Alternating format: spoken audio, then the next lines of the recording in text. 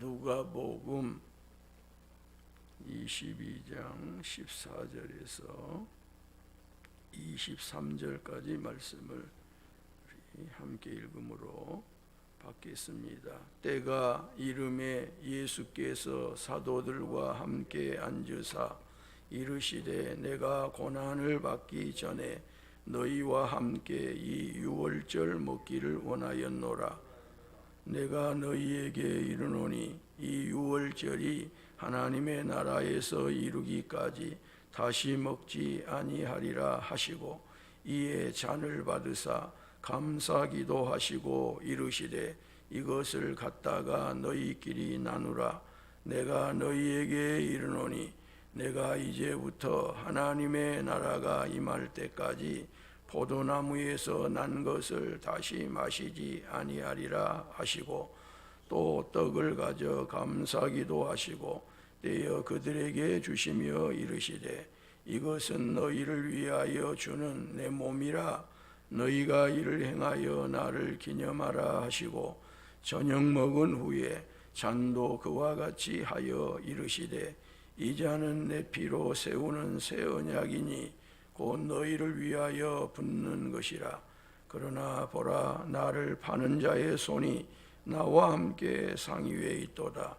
인자는 이미 작정된 대로 가거니와 그를 파는 그 사람에게는 화가 있으리로다 하시니 그들이 서로 묻되 우리 중에서 이 일을 행할 자가 누구일까 하더라. 아멘. 예수님의 십자가는요, 예수님이 무엇을 하셨는가를 우리에게 알려주십니다. 그리고 예수님의 부활은 예수님이 누구이신가를 알려주셔요.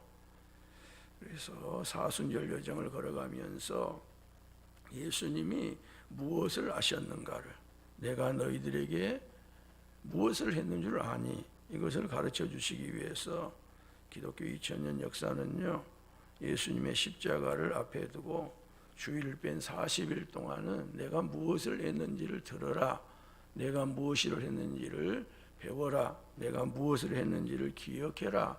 그렇게 해서 40일 동안은 교회가 기도하고 교회가 절제하고 선을 행하도록 이렇게 절기를 허락해 준 거예요.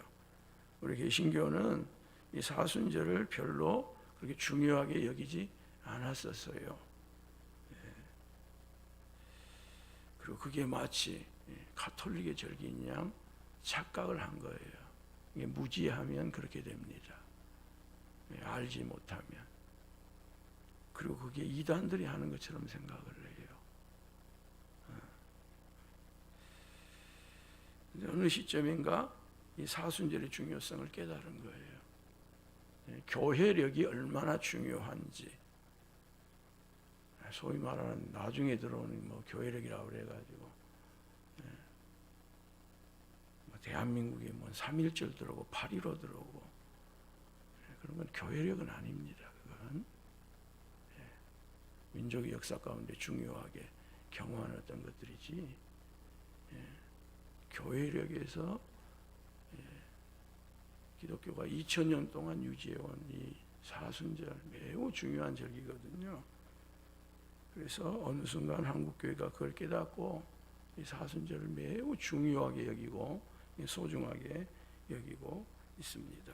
왜냐하면 이 십자가가 정점에 있는 사순절은 예수님이 무엇을 하셨는가를 알려주시는 기간이기 때문에 그래요. 그리고 연이어 부활절은 예수님이 누구이신가를 우리에게 알려주십니다.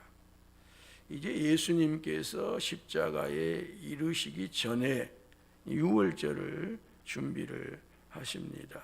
이제 7절에서 13절 말씀은 일부러 제가 좀 떼놨습니다. 그리고 유월절 만찬을 통하여 성만찬을 제정을 하셔요. 성찬이라 그러기도 하고 성만찬이라 그러기도 합니다. 저희들은 박근호 선생님한테 성만찬이다 맞다 그렇게 해서 선생님이 그렇게 가르쳐 주기 때문에 성찬이라 그렇게 하지 않고 성만찬이라 그렇게 합니다. 성찬은 아침에도 할 수 있고 점심에도 할 수 있거든요. 그런데 만찬은 저녁이거든요. 예수님이 하셨던 이 식사는 아침 식사가 아니고 점심 식사가 아니고 저녁 식사잖아요. 그래서 성만찬 그렇게 부르는 것이 더 맞는 것 같아요. 그리고 선생님에게 그렇게 배워서 저는 성만찬이라 그렇게 받아들이고 또 부릅니다. 유월절 저녁 식사 만찬을 성만찬으로 제정을 하셔요. 성찬으로 예수님이 제정을 하십니다. 그리고 마지막으로 유훈과 같은 교훈을 하셔요. 그래서 유훈과 같은 교훈을 하시는 부분은 내일 아침 말씀이고요. 오늘 우리는 유월절을 준비하시는 그 준비의 내용하고 그 유월절 만찬을 예수님이 성찬으로 제정하시는 부분에 대한 말씀을 나누면서 은혜를 받기를 원합니다. 유대인들은요, 구약의 전통을 따라 니산월 13일 저녁이 되면 등불을 켜고 집안에 있는 누룩을 제거를 합니다. 요즘 요일로 한다면 수요일이 됩니다. 수요일. 그래서 수요일 날 저녁에 등불을 켜고 온 집안에 1년 동안 어디다 누룩이 있나 이렇게 해서 누룩을 찾아서 그 누룩을 제거해요. 왜? 누룩이 상징하는 것이 부패를 상징하기 때문에 그래요. 뭐라고요? 부패. 성경에는 누룩이 긍정적인 의미로도 사용되지만 부정적인 의미로도 사용돼요. 그래서 자기 집안에 우리 집을 부패하게 만드는 이 누룩이 어디 있는가를 곳곳을 뒤져가지고 그것을 찾아서 제거를 해요. 교회도 마찬가지입니다. 교회가 역사를 가져간다는 것은 그 안에 선한 역사도 담아가지만 부패적 요소가 많아요. 알지 모른 채 부패해 갑니다. 교회가. 그리고 안에 있는 사람들은 잘 모릅니다. 지금 어떻게 교회가 부패하고 가고 있는지를 잘 몰라요. 어떤 것을 통해 갖고 슬금슬금 뭐가 들어오고 있는지를 잘 모릅니다. 그래서 하나님이 주의 종들을 교회에다가 파송을 하신 거예요. 왜요? 목회자는 객관적이거든요. 주관적이지 않습니다. 그래서 그게 보입니다. 안 보이면 지도자를 할 수가 없죠. 어떻게 교회가 부패해 가는지를, 어떻게 교회가 변질돼 가는지를 못 본다면 안 되겠죠. 그래서 1년 동안 가정 안에서 이 부패해 가는 것들을 다 찾아내요. 찾아내 가지고 제거를 하고 14일 오후가 되면, 즉 목요일 오후가 되면 유월절 양을 잡습니다. 그리고 유월절을 지켜요. 그리고 15일부터 일주일간은 누룩 없는 빵을 먹는다. 누룩을 제거해 없으니까 당연히 없지요. 누룩을 다 깨끗하게 없애버리니까 집안에가 누룩이 없습니다. 그래서 일주일 동안 누룩 없는 빵을 먹는다 해서 무교절입니다. 무교절이에요. 그래서 유월절인 14일 날 어린 양을 잡아서 축제를 하는 것하고 15일부터 일주일간 하는 무교절하고는 엄밀하게 말하면 두 가지 절기예요. 그런데 유대인들은 이것이 연결되어 있기 때문에 유월절이라 그래서 무교절까지로도 사용을 하고, 무교절이라 그래서 유월절까지를 포함을 해서 두 가지 절기를 합쳐서 부르는 경우가 많습니다. 그리고 오늘 누가복음은 이방인을 위한 복음이에요. 유대인들을 위한 복음이 아니고. 그러니까 이 절기를 잘 알겠어요? 모르겠어요? 모르잖아요. 외국에서 온 사람들이 대한민국의 명절을 잘 모르는 것처럼 이방인들은 유대인들의 명절을 알지 모르니까 유월절 날이 이름에 그렇게 친절하게 성경을 기록을 하고 있습니다. 이 유월절을 예수님을 포함을 해서 12명, 13명의 남자가 타지에서 유월절과 무교절을 지키는 일은 간단한 일이 아닙니다. 장소가 어디가 13명이 들어갈 장소가 있겠어요? 다 각 가정에서 자기 식구들과 함께 유월절을 보내게 되는데요. 예수님께서 예루살렘을 입성할 때 나귀를 풀어 오기보다 그래서 유월절을 준비하는 일은 더 어렵습니다. 그래서 예수님께서도 베드로와 요한을 보내시면서 얘들아 가서 우리를 위하여 유월절을 준비하여 우리로 먹게 하라고 하십니다. 베드로와 요한도 지금 이 유월절을 지키기 위해서 예루살렘 성내에 100만 이상의 사람들이 들어와 있는데 어느 누구 집을 찾아가서 13명이 머물 방을 구해서 거기서 어린 양을 잡고 유월절을 지킬 것인지 답답했을 거예요. 그래서 예수님에게 묻습니다. 어디서 준비하기를 원하시나이까? 정말 지혜로운 물음이잖아요. 어디서 준비하기를 원합니까? 무엇을 준비하기를 원합니까? 우리는 신앙생활 해가는 동안 끊임없이 예수님께 물어야 돼요. 무엇을 준비하기를 원하십니까? 어디서 준비하기를 원합니까? 그런데 이걸 잊어버립니다.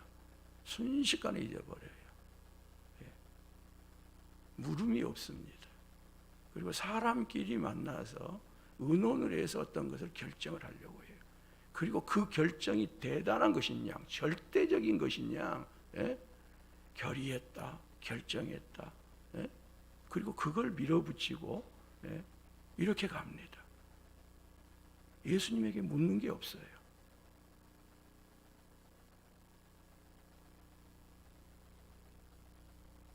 예수님, 우리 여기서 의논을 모읍시다 그런 바가 없잖아요. 두 제자가 예수님에게 어디서 준비를 하기를 원합니까? 라고 물어요. 물음에 답이 있습니다. 의논의 답이 있는 게 아닙니다. 물음의 답이 있어요. 그래서 교회입니다. 교회는 묻는 답이 나오게 됐어요. 왜? 예수님이 준비를 해두셨기 때문이에요. 예수님이 준비를 해두셨어요. 어디서 준비하기를 원하시나이까? 그러자 예수님께서 말씀하셔요. 자, 10절, 11절, 12절 같이 읽어봐요. 확인해 보시길 바랍니다. 어디에 답이 있는가를. 시작. 너희가 성내로 들어가면 물 한 동이를 가지고 가는 사람을 만나리니 그가 들어가는 집으로 따라 들어가서 그 집 주인에게 이르되 선생님이 내게 하는 말이 내가 내 제자들과 함께 유월절을 먹을 객실이 어디 있느냐 하시더라 하라. 그리하면 그가 자리를 마련한 큰 다락방을 보이리니 거기서 준비하리라. 아멘. 교회는 작은 가정이에요. 그래서 가정 같은 교회, 교회 같은 가정 그러잖아요. 가정에서 무슨 회의가 있습니까?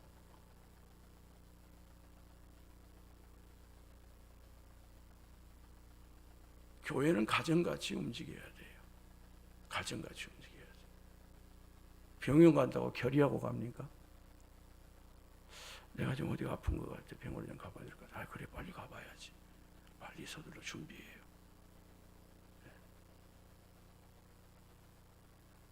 예수님이 그리고 제자들이 3년 동안 훈련받은 가운데 철저하게 예수님에게 어디로, 예수님에게 무엇을 이렇게 물어요. 왜? 그분이 준비를 해두셨기 때문이에요. 예수님이 방금 말씀하신 것을 보세요. 보라, 너희가 성내로 들어가면 물 한 동이를 가지고 가는 사람을 만나리니 그가 들어가는 집으로 따라 들어가서 그 집 주인에게 이르되 선생님이 내게 하는 말씀이 내가 내 제자들과 함께 유월절을 먹을 객실이 어디 있느냐 하시더라 하라. 그리하면 그가 자리를 마련한 큰 다락방을 보이리니 거기서 준비하라.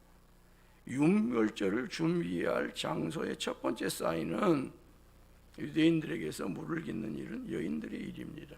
이건 우리나라도 마찬가지였죠. 이전에 동네 우물이 있으면 물 길러 가는 사람들이 다 여성들이었지 남자들이 물 길러 갑니까? 이른 새벽에 물동이에 가지고 물 길러 가잖아요. 유대인들도 마찬가지입니다.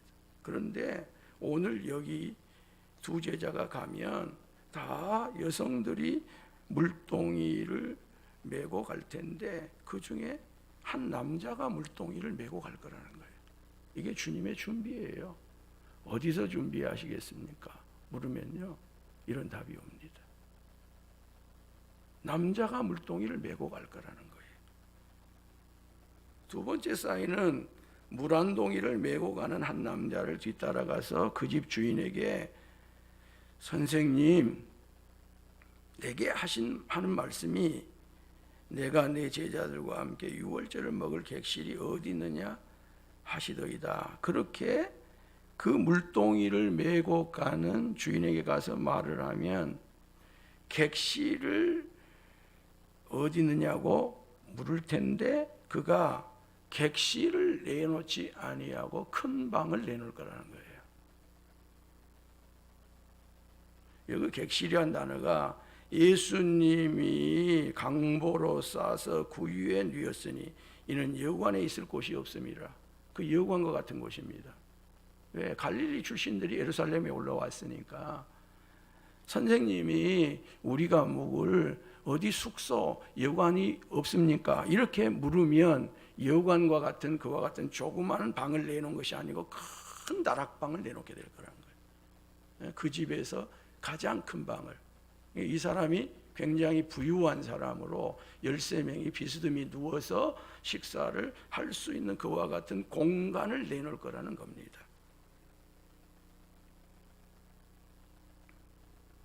집주인이 서민들의 방 하나를 예수님이 요구하시는데 그 주인은 예수님께 대한 호의로 친절로 큰 다락방을 내놓을 거라는 거예요. 베드로와 요한은 가장 분주한 유월절 절기 중임에도 가족들과 함께 그런 시간을 보낼 어떤 한 사람이 자신의 가장 큰 방을 내놓는 친절을, 호의를 보면서 예수님의 준비가 이렇게 완벽하신가 굉장히 감동을 받았을 거예요. 그리고 두 사람이 유월절을 이 내놓은 큰 방에서 신명나게 준비를 하시게 돼요.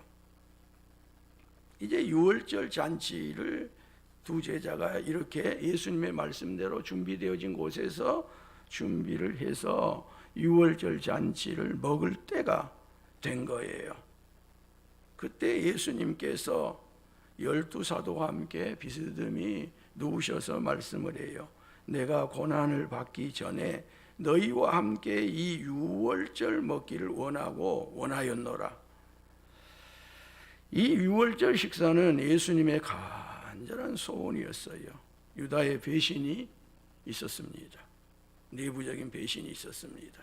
그리고 대제사장들과 종교 지도자들의 음모로 어쩌면 이 마지막 유월절을 함께하지 못할 긴박한 순간이 예루살렘에 입성한 이후로 계속 되고 있었습니다. 그래서 어떤 순간 어느 사건으로 인해서 예수님이 십자가에 달리기 전에 12제자들과 함께 이런 친밀한 분위기에서 새로운 언약의 상징인 성만찬 제정을 못 하실 수 있는, 성만찬 제정이 방해를 받아서 아예 시작도 못 해보고 예수님이 십자가에서 처형될 수 있는 그와 같은 긴박한 순간이에요. 그리고 예수님께서 마지막 교훈을 하시고자 해요. 근데 그 교훈도 못한 채 끝나버릴 그와 같은 긴박한 순간이에요. 근데 지상에서 이 한 어떤 사람의 호의와 친절을 통해서 큰 다락이 준비되고 유월절 양이 준비가 되어지고 그 가운데서 제자들과 함께 편안하게 유월절 식사를 하게 된 것이 얼마나 감사하고 고마운 일인지 내가 원함을 원했노라, 소원을 소원했노라. 그렇게 이 유월절 식사를 하게 된 것에 대해서 예수님이 감사를 해요. 다행을 여겨요. 그리고 이 유월절이 마지막 유월절이 될 것이고 하나님 나라에서 다시 이 유월절 식탁에 너희들을 초대하기까지는 이 유월절이 없다고 하는 것을 말씀을 드립니다. 그리고 예수님은 유월절이 이 지상의 유월절로 끝나는 것이 아니고 하나님 나라에 가서 완성된 유월절이 있게 될 것을 또 제자들에게 가르치면서 말씀을 하셔요. 그리고 예수님은 이 유월절 식사를 단순히 밥 먹는 것으로 끝내지 아니하시고 제가 서두에 말씀하셨던 것처럼 성만찬으로 제정을 하시는 거예요. 이에 잔을 받드사 감사기도 하시고 이르시되 이것을 갖다 너희끼리 나누라. 내가 너희에게 이르노니 내가 이제부터 하나님의 나라가 임할 때까지 포도나무에서 난 것을 다시 마시지 아니하리라 하시고 또 떡을 가져 감사기도 하시고 떼어 그들에게 주시며 이르시되 이것은 너희를 위하여 주는 내 몸이라. 너희가 이를 행하여 나를 기념하라 하시고 저녁 먹은 후에 잔도 그와 같이 하여 이르시되 이 잔은 내 피로 세우는 새 언약이니 곧 너희를 위하여 붓는 것이라. 네. 다른 공간 복음서하고 좀 순서랄지 이런 건 좀 다르게 된 부분이 있습니다만은 성만찬을 제정을 하셔요. 예수님이요 이것은 너희를 위하여 주는 내 몸이라 이렇게 성만찬에 제정을 하셔서 먹었던 떡을 내 몸이라고 말씀하십니다. 그때 먹었던 포도주를 예수님이 이렇게 말씀하셔요. 이 잔은 내 피로 세우는 새 언약이니 곧 너희를 위하여 붓는 것이라. 이처럼 예수님께서는요 잡히시기 전날 밤에 하신 유월절 식사를 성만찬으로 제정하여 주심으로써 교회는 2000년이 넘도록 이 예수님의 제정해 주신 말씀에 따라 예수님의 몸과 피를 기념하고 있어요. 이게 우리 교회는 코로나 전에 매월 첫째 주일이 되면 했던 성만찬이에요. 그리고 이 땅에 교회가 존재하는 한 이 기념, 생각나게 하는 것, 이 기억의 성만찬은 계속될 거예요. 코로나에서 가장 타격을 받는 것은 성만찬을 못한다는 거예요. 식상에서 밥 먹냐 밥 먹지 못하냐 이건요 본질이 아닙니다.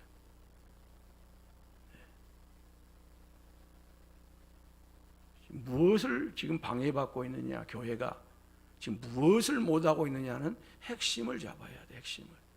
그래야 코로나의 상황 속에서도 교회가 하나님께서 지금 이루어 가시는 그 역사를 따라서 해야 될 그 본질적인 일을 할 수 있는 거예요. 그런데 자꾸 중요한 것에 대해서는 좀 더 주님 무엇이 지금 우리가 놓치고 있는 것이고 무엇을 해야 되며 어디서 해야 됩니까? 그것이 무엇입니까? 하는 것을 교회가 끊임없이 묻고 교회 리더십들이 그걸 물어야 돼요. 그걸 기도해야 돼요. 그건 회의에서 나오지 않습니다. 그건 회의에서 나오지 않아요. 왜? 회의에는 응답이 없어요. 그런 가장 보편적인 어떤 것들을 이루어가는 것이 회의예요. 그게 교회 안에 어떤 회의가 됐든지. 그래서 교회는 끊임없이 말씀 앞에서 들으려고 하고 말씀 앞에서 지침을 받지 못하면 기도해서 물어야 돼요. 물어야 돼요. 그런 교회가 희망 있는 교회입니다. 그런 교회가 소망 있는 교회입니다. 그런 교회가 부흥합니다. 그런 교회가 잘 됩니다. 한국 교회 잘 되는 교회들 여러분 다 한번 분석을 해보셔요. 그리고 그 잘 되는 이유를 분석해 놓은 그런 글들을 읽어보셔요. 왜 그러는지를. 그 안에 무엇이 있는지를. 지금 이게 방해를 받고 있는 겁니다. 성만찬이 방해를 받고 있어요. 성만찬을 못하게 하는 거예요. 이건요 밥 1000끼하고 바꿀 수 없는 거예요. 일평생 먹은 밥하고도 성만찬 한 번은 바꿀 수 없는 거예요. 밥은요 살 수도 있고요 얻어먹을 수도 있어요. 근데 이 성만찬은 살 수가 없어요. 어느 누구도 살 수가 없어요. 이 세상에 어떤 부유한 사람도 성만찬을 사서 먹을 수가 없어. 나 그거 사서 먹겠다. 줄 수 있나요? 내가 돈이 얼마나 많은데 그게 뭐라고 그거 떡 안 줘가 그거 포도 주고 조그만 그거 하나 나 100억 주고 사 먹고 있다. 여러분 교회가 그걸 팔 수 있나요? 아이고 우리 교회가 지금 100억이 필요하는데 그냥 눈 감고 줍시다. 그럴 수 있나요? 없어요. 총칼을 가지고 와가지고 그거 내놔. 너 목사 너 내놔. 그거 나한테 내놔. 줄 수 있나요? 못 줘요. 야, 아무개 장로 너 그 분병의원이고 너 배제한의원이고 하던데 그거 너한테 내놔. 줄 수 있나요? 못 줘요. 그건 줄 수 있는 게 아니에요. 세상에 어떤 왕후장상도 예수 그리스도를 진정으로 믿고 세례받지 아니하면 그건 줄 수 없도록 되어 있는 거란 말이에요. 그만큼 중요하고 엄청난 것이 성만찬이에요. 그리고 초대교회는 모일 때마다 성만찬을 했어요. 네, 교회가 모일 때마다 성만찬을 했어요. 이게 성경입니다. 이게 방해를 받고 있다는 겁니다. 네. 코로나에서 교회가 가장 강력하게 타격을 받고 있는 것은 재정도 아니고요. 성도들이 모이는 것도 아니고요. 성만찬을 못하고 있는 것입니다. 저는 그렇게 봐요. 기가 막힌 일이에요.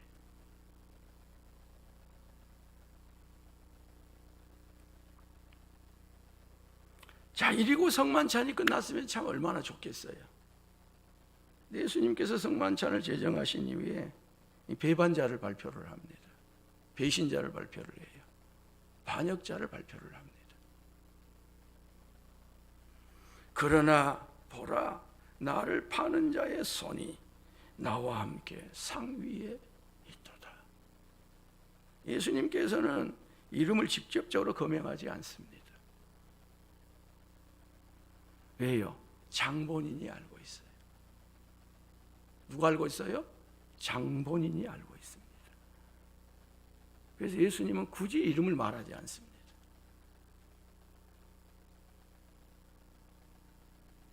아무개 다 그럴 필요가 없어요. 아무개가 어쨌다, 누가 어쨌다 그럴 필요가 없습니다. 왜? 그건 본인이 알고 있어요.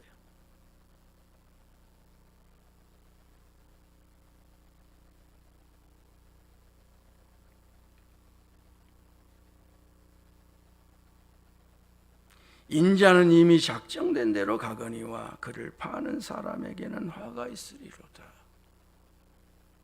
엄중한 말씀입니다. 예수님은 작정을 말씀해요. 결정을 말씀해요. 정해진 것을 말씀하셔요. 십자가의 대속은 하나님의 작정 중에 작정이에요. 하나님의 예정 중에 예정이에요. 지난 우리가 주일 오후에 하나님께서 이 세상 우주 만물을 창조하실 그 창조 계획이 창세전에 이루어졌다고 말씀했잖아요. 그런데 구원 계획도 언제? 창조전에 말씀드렸잖아요. 그래서 이 십자가의 대속, 십자가의 구속은 하나님의 예정 중에 예정이고 작정 중에 작정이고 계획 중에 계획이에요. 인류 역사상 최고의 사건이에요, 이게. 그러기에 이 사건, 예정, 작정, 최고의 사건 속에서 그 예수님을 팔아넘긴 가룟 유다의 배신과 배반과 반역도 최대의 죄악입니다. 절대적인 죄악이에요, 이게. 씻을 수 없는 죄악이에요. 그러면서 우리가 어제와 연결돼서 마지막 한 부분을 더 말씀드리고 말씀을 마칩니다. 하나님의 작정, 하나님의 예정이라고 해서 거기에 악한 일을 한, 못된 일을 한 그 행위가 용서함을 받는다? 받을 수 없다는 겁니다. 그래서 우리는 어떤 경우에도 내 행위를 가볍게 여기면 안 돼요. 내 행동을 가볍게 여기면 안 돼요. 하나님의 예정이라고 해서 인간의 책임이 면하여지지 않는다는 사실을 반드시 기억하고 우리는 행동해야 됩니다. 우리의 삶을 채워가야 돼요.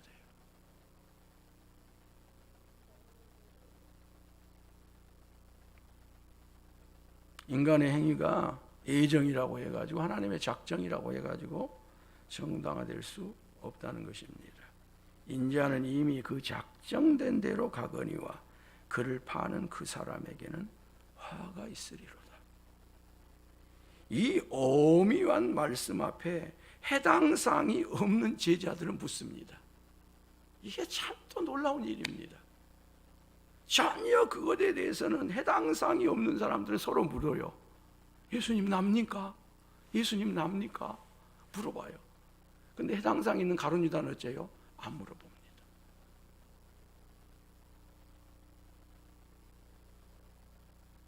해당 사항이 없는 사람은 거기에 전혀 조금도 실오라기 하나라도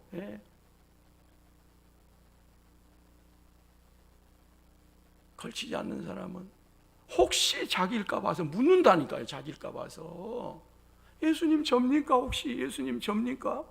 저면 어쩌지요? 이렇게 두렵고 떨림으로 물어요. 그런데 정작 예수님이 저의 인격과 이 모든 것을 생각을 해서 이름을 공포하지도 아니하고 끝까지 봐주고 있음에도 불구하고 끝까지 인내하면서 이 마지막 순간에도 회개하고 내 작정, 내 예정 가운데 그 일을 이어가는 악한 도구가 되는 일이 얼마나 엄청나고 무서운 일인가에 대해서 깨닫고 그치도록 이 순간에라도 예수님이 그렇게 배려를 해서 말씀을 하는데 해당 사항이 없는 사람들은 모두 다 나냐고 혹시 나면 어째요? 그렇게 예수님께 묻는데 정작 장본인은 묻지를 않습니다. 이 간이 배 밖으로 나온 거죠.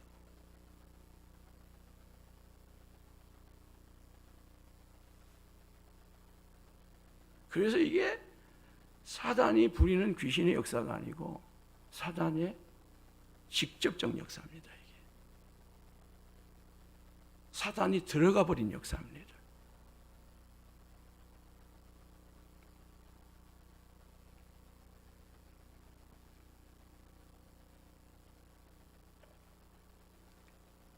저는 이때 가룟 유다의 마음, 그 표정,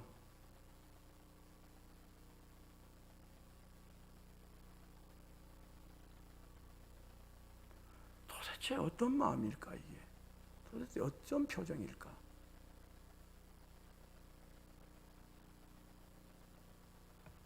한번 깊이 생각을 해봤어요. 깊이 묵상을 해봤어요. 할 길이 없습니다.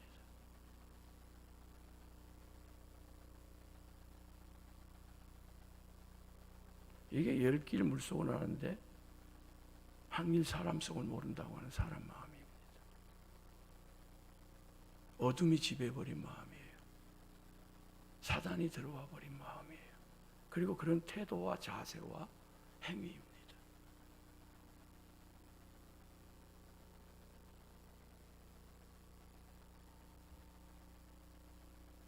우리 주님이 어떤 엄중한 엄격한 말씀을 할 때 주님 저입니까?